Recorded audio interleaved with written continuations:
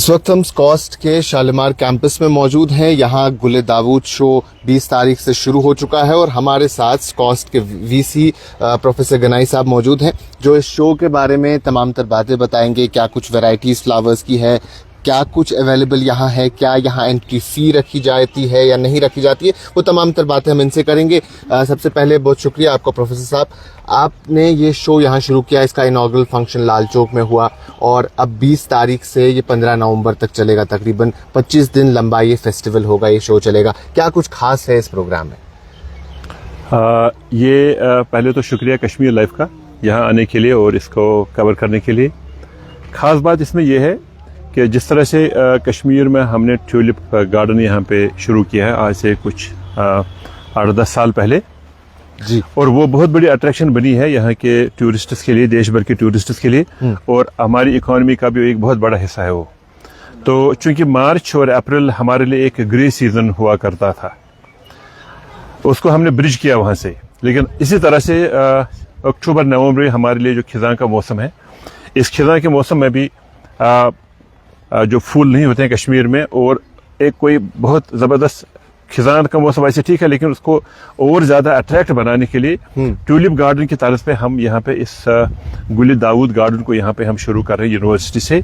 और मकसद ये है कि हम अपने इस टूरिस्ट सीजन को कैसे साल भर एक्सटेंड करें। यानी यूजुअली जो हम ऑटम में देखते थे कि पत्ते सड़क पे पड़े होते हैं, चिनार के पत्ते होते हैं, आपने उसे एक और रंग देने की कोशिश की कि अब रंग बिरंगी बाग हम देख सकते हैं। तो क्या कुछ वैरायटीज हैं, उनके बारे में बताएं, क्योंकि कई सारे लोग जो इनके फूलों के शौकीन होंगे उन्हें मालूम तो होगा, लेकिन कई सारे ऐसे भी होंगे जो इन्हें समझ नहीं पाते होंगे, तो उनके बारे में कुछ बताएं। अभी आप जिस इसी गुले दाऊद गार्डन में हम जा रहे हैं और हमारा कैमरामैन उनको फोकस भी कर रहा है जी, हाँ, आप देखेंगे करीब 80,000 प्लांट यहाँ पे लगे हुए हैं। 80,000 लगे हैं। अच्छा, 60 वैरायटीज हैं।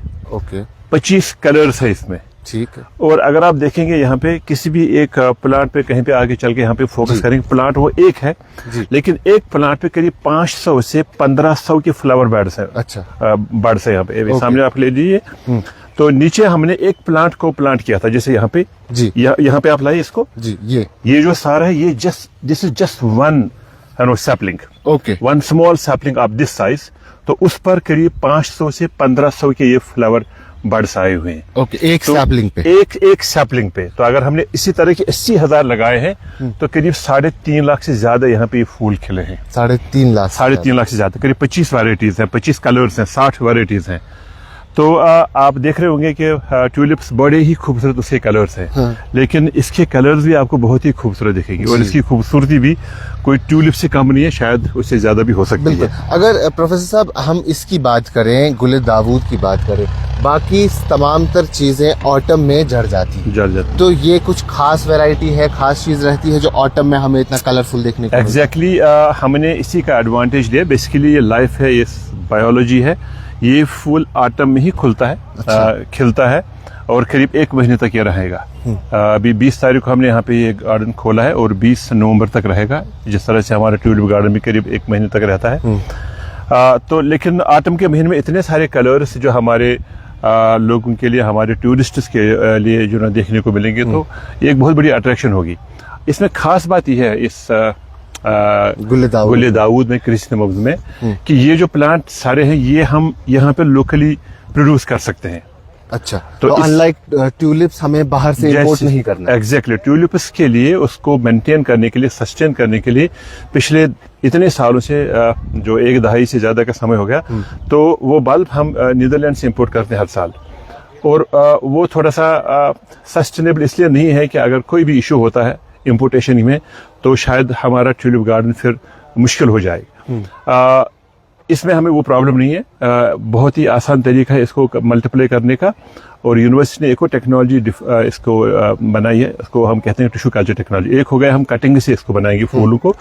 कटिंग से कोई भी ग्रोवर या कोई भी फ्लावर या कोई भी फार्मर बनवा सकता है, लेकिन हमने एक टिश्यू कल्चर टेक्नोलॉजी भी इसमें टेस्ट करी है जो काम करती है, तो हम उससे भी इसको मल्टीप्लाई कर सकते हैं इन मिलियंस में।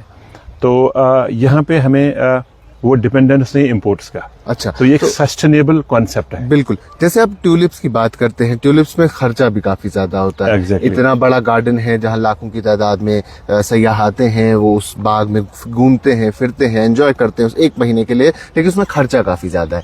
क्या ये गुले दाऊद का बाग बनाने में भी खर्चा उतना ज्यादा है, और अगर खर्चा है तो सरकार का कितना सपोर्ट है इस कॉस्ट?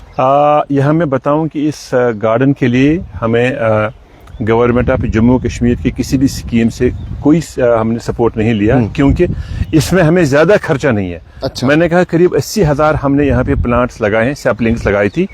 तो 80,000 सैपलिंग्स पे अगर हम ये फूल देखेंगे, ये करीब 3.5 लाख से ज्यादा है। अच्छा। तो अगर आप इसको ट्यूलिप्स में कन्वर्ट करेंगे तो ये तो करोड़ों में जाएगा। लेकिन हमने सिर्फ कुछ लाख रुपए में ये गार्डन एस्टेब्लिश यहाँ पे किया। अच्छा। तो चूंकि यूनिवर्सिटी का काम है डेमोन्स्ट्रेट करना, इस स्केल पे हमने इसीलिए इसको यहाँ पे इस बगीचों को एस्टेब्लिश किया, ताकि हम डेमोन्स्ट्रेट कर पाएं डिपार्टमेंट ऑफ हॉर्टिकल्चर को और गवर्नमेंट ऑफ जम्मू कश्मीर को कि हम ऐसे ही बगीचे और ऐसे ही हम बाग जो यहाँ पे और टूरिस्ट स्पॉट्स है वहाँ पे लगा सकते हैं, चाहे वो हमारा बॉटेनिकल गार्डन हो या हमारा ट्यूलिप गार्डन हो या और भी बहुत सारी जगह हैं जहाँ पे हम ये लगा सकते हैं। तो जो आप कह रहे हैं कि जितना भी खर्चा हुआ वो कॉस्ट ने अपना फंड इसमें इस्तेमाल किया है। एग्जैक्टली, वो कॉस्ट ने सारा अपना बेयर किया है, लेकिन बहुत ज्यादा इसमें खर्चा नहीं है, तभी हम कर पाए।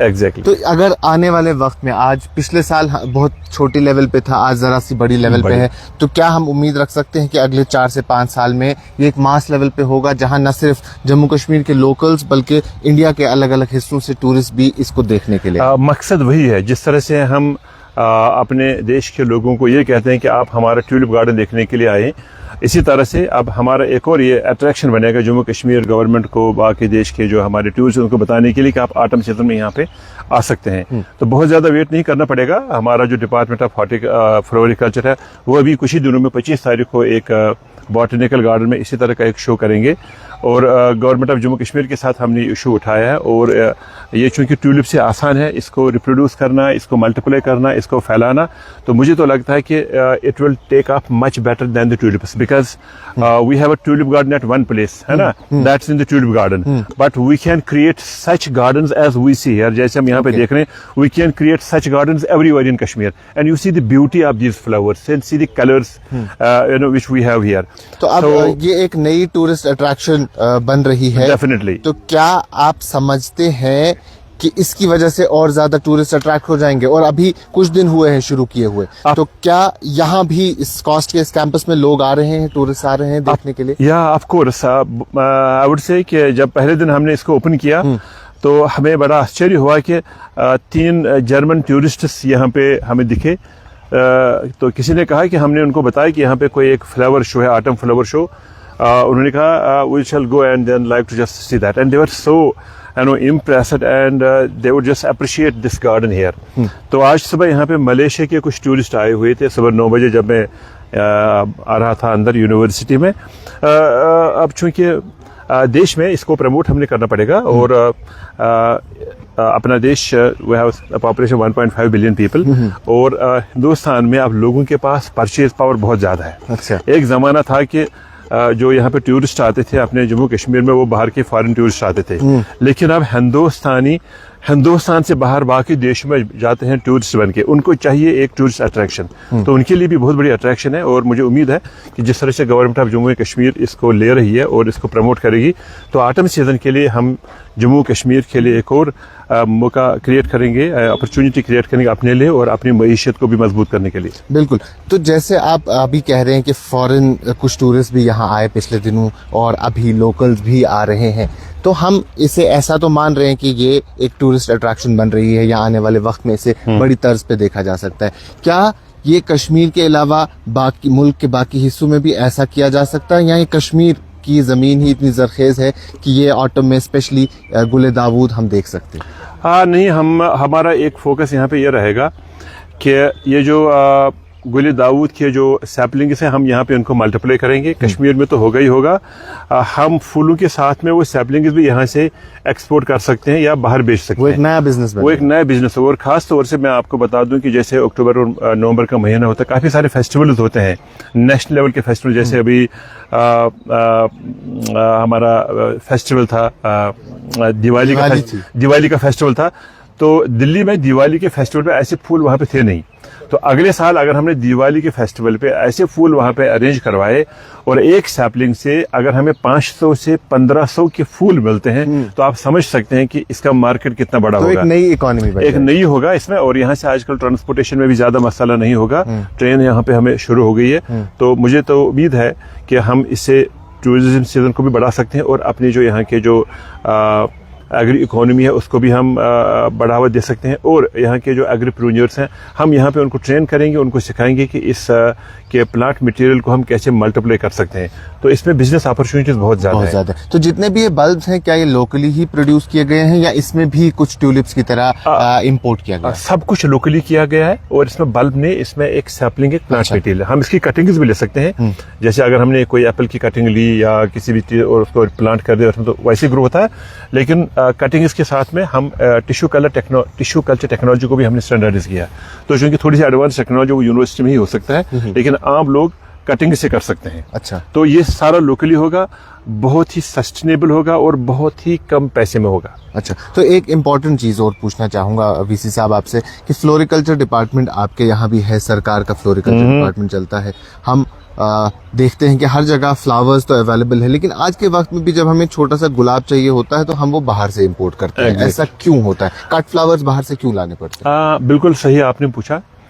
यहाँ पे जो हालात पिछले 20, 30, 35 सालों से गुजरे, उसकी वजह से यहाँ की जो मेजर जो था हमारी इकोनॉमी के जो थे, तो वो थोड़ा सा शट हो गया। फिर यहाँ पे कम्युनिकेशन का इशू है। फिर यहाँ पे जो ट्रांसपोर्टेशन है, यहाँ पे जो अभी तक रेल तो अभी कुछ ही रिसेंटली यहाँ पे शुरू हुई है। तो अगर हमने यहाँ से फूल बाहर भेजने तो हमें चाहे उसको एक रेफ्रिजरेटेड कंडीशन में यहाँ से बाहर तक पहुँचाना, क्योंकि एक पेरिशेबल प्रोडक्ट है। तो वो भी इशू से लेकिन जो होलिस्टिक एग्रीकल्चर डेवलपमेंट प्रोग्राम है और जिस तरह से अब लोग एग्री बिजनेस में आ रहे हैं और यहाँ की इकोनॉमी को अगर हम देखेंगे तो यही बायो रिसोर्स बेस्ड इकोनॉमी हमारी इकोनॉमी का एक सस्टेनेबल तरीका है।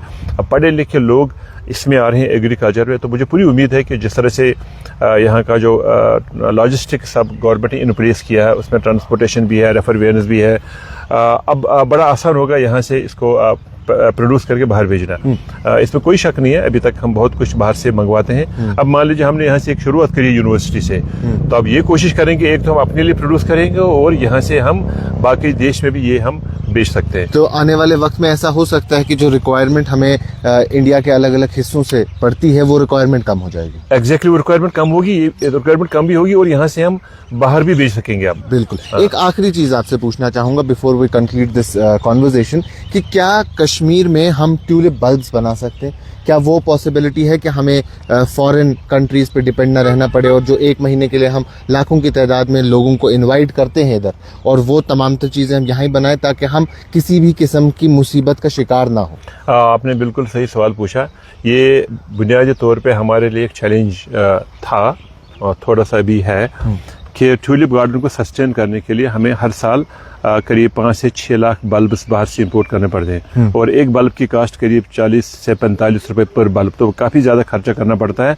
फिर उसमें जो कभी भी कुछ भी हो सकता था उसमें, लेकिन यूनिवर्सिटी ने पिछले साल से सागाम एक इलाका है अनंतनाग डिस्ट्रिक्ट में, वहाँ पे हमारा एक स्टेशन है, उसको हम centre of excellence on tulips बना रहे हैं।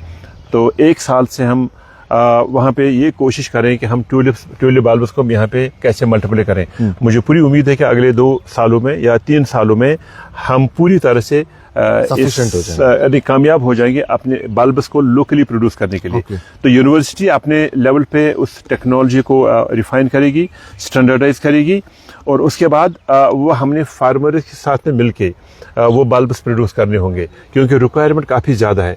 ये जो ट्यूलिप बल्ब है सिर्फ हमें कश्मीर में नहीं चाहिए, हमें दिल्ली में और देश के बाकी हिस्सों में भी चाहिए, लेकिन वो बल्ब मल्टीप्लाई हो सकता है सिर्फ कश्मीर में, बाहर नहीं मल्टीप्लाई हो सकता है। इसलिए हम अपने इकोसिस्टम, अपने एनवायरनमेंट का फ़ायदा लेके यहाँ पे अपॉर्चुनिटीज़ हम क्रिएट करेंगे अपने फार्मर्स के लिए कि वो ट्यूलिप बल्ब मल्टीप्लाई करें और बाकी देश को हम यहाँ से सप्लाई कर सकते हैं, और वो आने वाले दिनों में हमारी इकोनॉमी का बहुत बड़ा हिस्सा होगा और हमारी जो डिपेंडेंस है यूरोप पे वो कम हो जाएगी। तो इस साल हमने मेरे ख्याल में पिछले साल जो हमने बल्ब लगाए थे हमने उनको मल्टीप्लाई भी किया, और हमने जब बल्ब की क्वालिटी चेक करी वहाँ पे सागाम में, वो वही क्वालिटी है जो हम यूरोप से मंगाते हैं। बिल्कुल सही। तो आखिर में अब गुल दाऊद का ये शो चल रहा है, कुछ दिन हो गए हैं शुरू हुए, आज शायद दूसरा दिन है, 20 तारीख को शुरू हुआ था, 15 नवंबर तक चलेगा। क्या कुछ फैसिलिटी है यहाँ लोगों के लिए? क्या टिकट्स लेनी पड़ेगी ये देखने के लिए? क्या वो फ्री ऑफ कॉस्ट आ सकते हैं देखने के लिए? और क्या कुछ पैगाम रहेगा? इसका जो प्रिलूड था, इसकी शुरुआत हमने वहाँ पे लाल चौक से करी थी 18 तारीख को। वहाँ हमने एक शो लगाया था। तो वहाँ पे शो लगाने का एक मकसद ये भी था कि हम एक जो लोगों में अवेयरनेस क्रिएटिव मैसेज पहुंचाएं। सिर्फ ये नहीं कि हमने यहाँ पे गुल दाऊद के जो है ना फूल यहाँ पे लाए हैं, आप उनको देख लीजिए, उनको ये भी बताना बड़ा ज़रूरी था कि हम अपने आसपास के माहौल को कैसे ठीक रखें, अपने एनवायरनमेंट को कैसे ठीक रख सकें।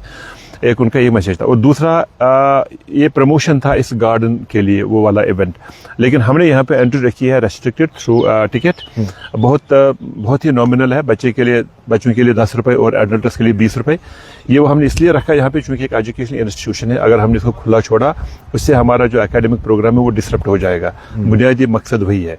तो अब लोग आने लगे हैं, लोगों में जैसे ये जो है ना इसका आप इसको प्रमोट कर रहे हैं यहाँ पे अपने चैनल से, तो लोग ज़रूर आएंगे और इस खूबसूरत आर्ट गार्डन को देखने के लिए, इसको एंजॉय करने के लिए। चलिए, बहुत शुक्रिया नज़ीर साहब बात करने के लिए। तो ये थे प्रोफेसर नज़ीर अहमद गनाई साहब, जो स्कॉस्ट कश्मीर के वाइस चांसलर हैं। उन्होंने बताया गुल दाऊद के शो के बारे में, और उसके साथ साथ जी मैं यहाँ से थोड़ा सा आपको इंटरप्ट करूँ, यहाँ से थोड़ा सा आगे चल के, अभी आप थोड़ा सा आपका कैमरामैन और आप भी मेरे साथ चलेंगे, चले वहाँ पे नहीं, यहाँ से बाहर चल के हम क्या करेंगे, तो वहाँ पे हमने एक बहुत ही खूबसूरत जो है ना एक अपना यूनिवर्सिटी के इसी टेक्नोलॉजी का एक हिस्सा है, वो एक लैंडस्केप मॉडल है वहाँ पे। अच्छा। उस लैंडस्केप मॉडल में आप वहाँ पे देख लेंगे कि टेक्नोलॉजी को हमने एनवायरनमेंट और इको सिस्टम के साथ कैसे मर्ज किया।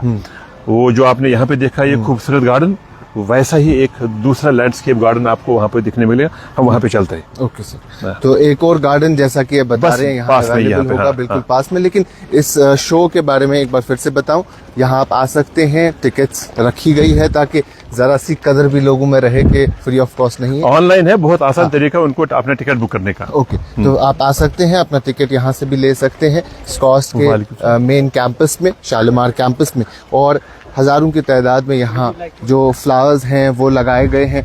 तो उसके साथ साथ यहाँ स्कॉस्ट के स्टूडेंट्स भी अवेलेबल हैं जिन्होंने कई सारी चीज़ों का यहाँ। अब आप इसका असर ये भी देखेंगे कि अभी जब हमने कल से खोला था एक यहाँ पे मशरूम बिरयानी, जो हमने आज तक सुना नहीं था, तो एक शायद यूनिवर्सिटी का प्रमोट किया हुआ एक स्टार्टअप है यहाँ पे। अच्छा। तो मशरूम बिरयानी मैं भी पहली बार सुन रहा हूँ, और इनको लगा कि हमें अपने मशरूम बिरयानी को किस तरह से प्रमोट करना चाहिए। उनको लगा कि यहाँ पे एक खूबसूरत गार्डन है गुल दाऊद गार्डन, उसके बाहर में हम लगा देंगे।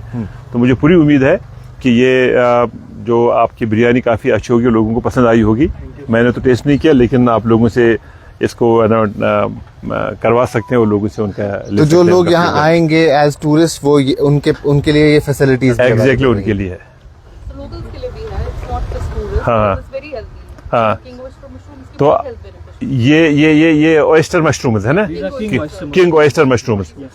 तो कैसे बेचते हैं आप एक pack? Right now it's complimentary at 80 rupees. अच्छा, कॉम्प्लीमेंट्री 80 रुपीज। नहीं, कॉम्प्लीमेंट्री बोलते हैं और 80 रुपीज भी आप बोलते हैं। अच्छा, कॉम्प्लीमेंट्री प्राइस है। ठीक है, ठीक है। अच्छा, पर 80 रुपीज। ऐसा करने के अभी भी हम थोड़ा सा बिजी हैं। आई will just be over with the shooting and then we'll come and then have it from you, है ना?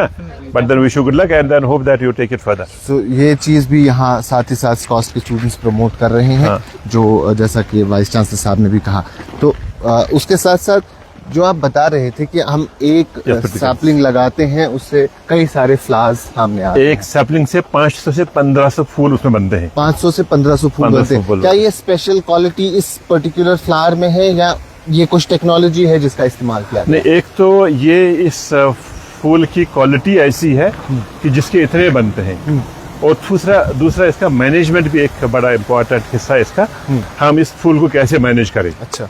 तो दोनों है ना चीज़ों से इसके इतने सारे एक सैपलिंग से इतने सारे बर्ड्स निकलते हैं, फ्लावर बर्ड्स निकलते हैं। 500 से 1500 500 से 1500 500 से एग्जैक्टली 1500 के बीच में निकलते हैं। तो Exactly. उसी की वो एक चीज भी है जिससे कॉस्ट में जरा सी कमी आई, क्योंकि अब एक सैपलिंग लगाते हैं और इतने सारे फ्लावर सामने आ जाते हैं। एग्जैक्टली मैं आपको बता दूं कि अगर हमारे लोग इस बिजनेस में आ जाएं, एक सैपलिंग को अगर उन्होंने प्लांट किया, अगर वो सैपलिंग उनको 15 रुपए 20 रुपए में भी पड़ता है यूनिवर्सिटी से, और उसके बाद वो उसका जब वो बनता है फूल, अगर वो 200-300 रुपए में बेचेंगे, तो हमारे से खरीदा हुआ 20 रुपए का एक सैपलिंग वो कल 200 रुपए में बेच सकते हैं। अच्छा। तो मतलब 10 गुना 6 महीनों में किसी भी फूल में नहीं हो सकता। कोई ऐसा बिजनेस नहीं है दुनिया का जिसका 6 महीने में 10 टाइम्स उसको रिटर्न मिलेगा। तो ये एक अब बिजनेस प्लान भी बता ये रहे हैं। हमारा बिजनेस प्लान है। हम IIM जम्मू के साथ कर रहे हैं टुगेदर इस बिजनेस प्लान को हम कैसे आगे ले जाएं और यहाँ के लोगों में कैसे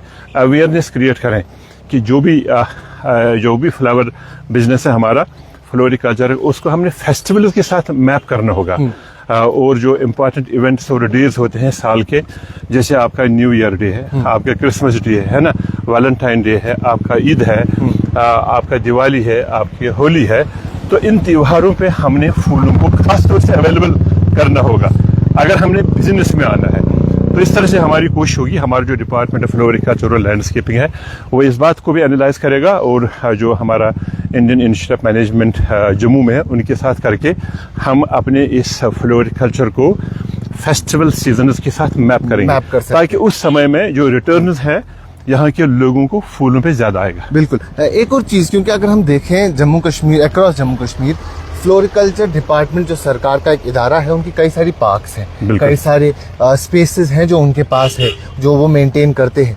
क्या उन स्पेसेस में ऐसी सब चीजें हो सकती है छोटी छोटी लेवल पे, ताकि वो बेहतर दिखे? ना हर एक चीज टूरिस्ट अट्रैक्शन के लिए नहीं है, बल्कि लोगों के लिए भी, आम लोगों के लिए भी, ताकि वो खूबसूरत चीजें अपने आसपास देखें। हाँ बिल्कुल, आपने सही कहा कि डिपार्टमेंट ऑफ फ्लोरिकल्चर बहुत सारी पार्क्स और गार्डन्स को मेंटेन करता है। सिर्फ इसलिए नहीं कि वहाँ पे हम टिकट लगा के सिर्फ पैसे कमाएं, अपने एनवायरनमेंट को हम कैसे खूबसूरत बनाएं। ग्रीन स्पेसेस हमारे शहरों में है, और जो रिवर बैंक्स है या जो है ना डल लेक के आसपास का जो है ना ये सारा एरिया, इसको हम ब्यूटिफाई कर सकते हैं।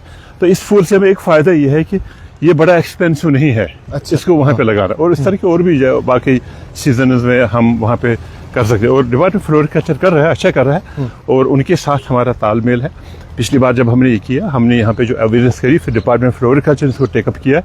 अभी वो बॉटनिकल गार्डन 25 तारीख को एक अच्छा शो होगा उनका, बहुत ही अच्छा शो होगा। और बॉटनिकल गार्डन की अपनी ही खूबसूरती है पहले, क्योंकि जैसा आप इसमें एक चीज पे एम्फेसिस कर रहे हैं कि उतना कॉस्टली नहीं है। तो जो लोकल लेवल पे हमारी पार्क्स फ्लोरिकल्चर डिपार्टमेंट मैनेज करता है, स्मॉल स्केल पे जो मोहल्ले में होती है या हमारे सिटी सेंटर्स में पार्क्स रहती है, तो वहाँ इन फ्लावर्स को इस्तेमाल किया जा सकता है, ताकि इनकी मेंटेनेंस भी कम है और इनका खर्चा भी कम है। एग्जैक्टली, उनमें भी है जो हमारे वो ग्रीन स्पेसेस हैं या जो छोटी पार्क्स और गार्डन्स हैं। तो मैं तो ये कहूँगा कि जितने भी हमारे होटल्स हैं, 5 स्टार होटल्स हैं, उन होटल्स में भी उनको कुछ ग्रीन स्पेसेस वहाँ पे वो रखनी पड़ती हैं टूरिस्टर्स के लिए। तो ये उनके लिए भी एक बहुत अट्रैक्शन होगा ऑटम के सीजन में, अपने टूरिस्टर्स को लुभाने के लिए, उनको अट्रैक्ट करने के लिए। बिल्कुल। तो जिस स्पेस में अभी हम जा रहे हैं वो इस पहली स्पेस से कैसे मुख्तलिफ है?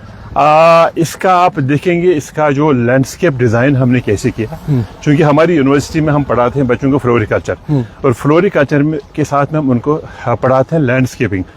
ये यहाँ पे एक एरिया था हमारा। अच्छा। एक यहाँ पे एक छोटा सा डिच था, एक गड्ढा सा था। उस गड्ढे को हमने खूबसूरत से पॉन्ड में अब एक खूबसूरत फाउंटेन के साथ हमने उसको ब्यूटिफाई किया। अच्छा। अब देखेंगे सिर्फ पिछले 6 महीनों में, ये पिछले 1 महीने में हमने इसको यहाँ पे ब्यूटिफाई किया। अच्छा। और इस पॉन्ड को हमें लगे बनाने में करीब 5-6 महीने।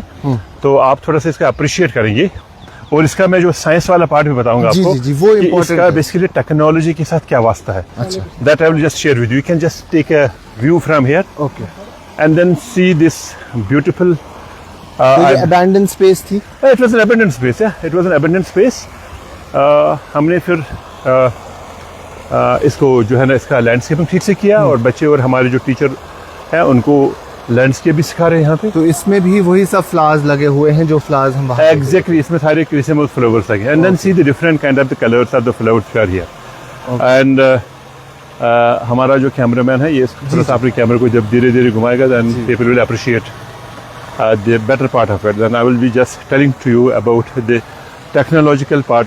बिल्कुल। जो आप लैंडस्केपिंग की बात कर रहे थे, वो किस तरीके से आती है इन प्ले, क्या रोल रहता है उसका कि एक अबैंडन जगह को ऐसी खूबसूरत जगह में तब्दील किया जा सके? लैंडस्केपिंग का मतलब यही है कि अगर आपके पास कोई स्पेस है, अगर आप उसको ब्यूटीफाई करना चाहेंगे, तो उस साइंस को हम कहेंगे लैंडस्केपिंग। तो एक साइंस है, एक आर्ट है, एक टेक्निक है जो स्पेशल लोग ही कर सकते हैं। अच्छा। एक तो वो है यहाँ पे, और दूसरा मैं आपको बताऊं, ये जो यहाँ पे ये फाउंटेन है, फाउंटेन देख रहे हैं, जी। पॉन्ड भी है और फाउंटेन भी है। बुनियादी तौर पे ये हमारी यूनिवर्सिटी, इस कैंपस का ये एक हमारा हाईटेक माइक्रो इरिगेशन सिस्टम का एक हिस्सा है। हाँ।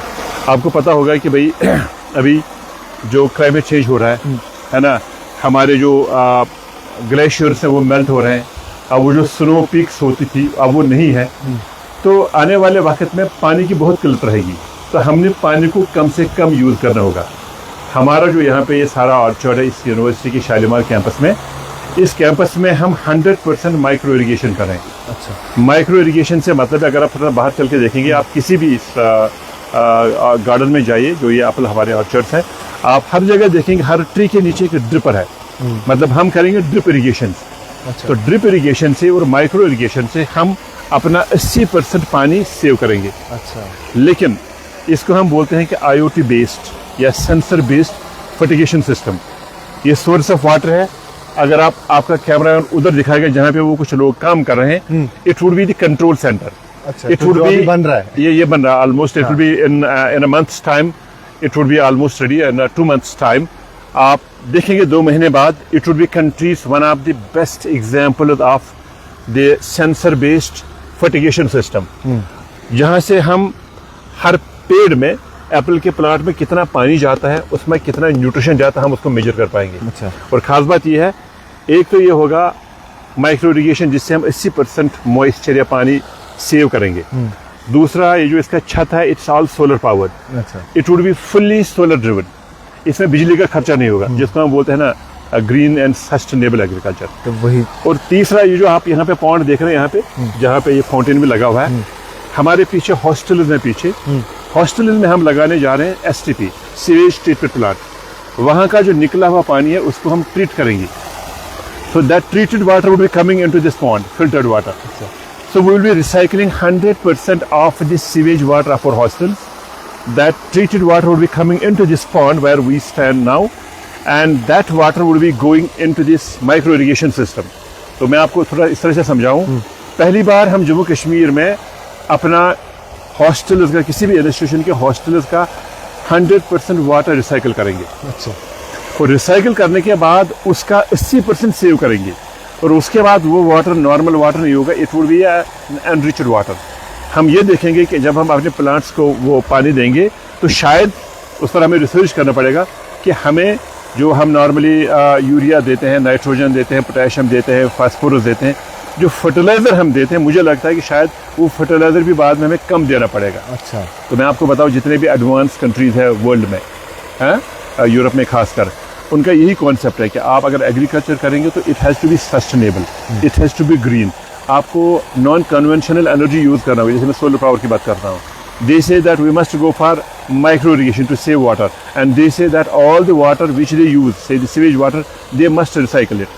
There are some countries around the world who recycle almost 90% of the water of their hotels, of their household sewage treated water, and that is the kind of a thing which we are replicating at SCOSS Kashmir, and it would be a model for not just for the Jammu and Kashmir but for the country, that we can make agriculture more sustainable and more greener.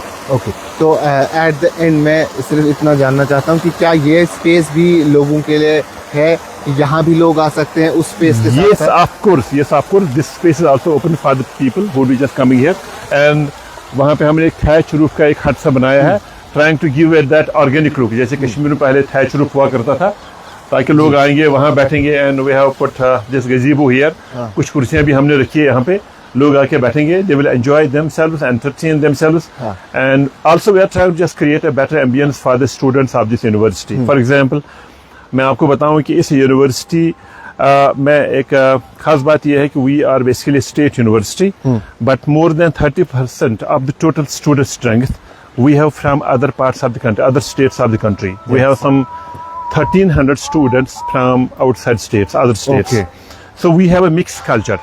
So we want to just see that all the students who are here, they have that kind of an ambience, that homely kind of a feeling here, and they feel themselves very proud of. और उसके what they साथ say. साथ उनको जरा कश्मीर के culture के बारे में कश्मीर भी के मालूम कल्चर के बारे में एग्जैक्टली जो आपने थैच रुपये यहाँ पे लगे, it is basically to depict the Kashmir culture. बिल्कुल सही. तो ये स्पेस भी अवेलेबल है, दूसरी स्पेस भी अवेलेबल है. थैंक यू सो मच नज़ीर साहब, प्रोफेसर साहब, हमसे बात करने के लिए. तो ये थे शेर Kashmir university of agriculture science and technology Shalimar campus में अभी हम मौजूद हैं, और ये उनके वीसी साहब हैं जिन्होंने बताया कि जो गुल दाऊद फेस्टिवल चल रहा है वो क्यों इम्पोर्टेंट है, क्या कुछ टेक्निकलिटीज़ है. ये एक और स्पेस है जहां आप आके विजिट कर सकते हैं. मिनिमल चार्जेस हैं, 10 से 20 रुपए टिकट के प्राइसेस हैं. आप आए यहाँ एंजॉय कर सकते हैं. अगले 1 महीने के लिए ये स्पेस आपके लिए अवेलेबल है और खुली रहेगी. अभी के लिए इतना ही. बाकी तमाम मजीद मालूमात के लिए आप बने रहें कश्मीर लाइव के साथ.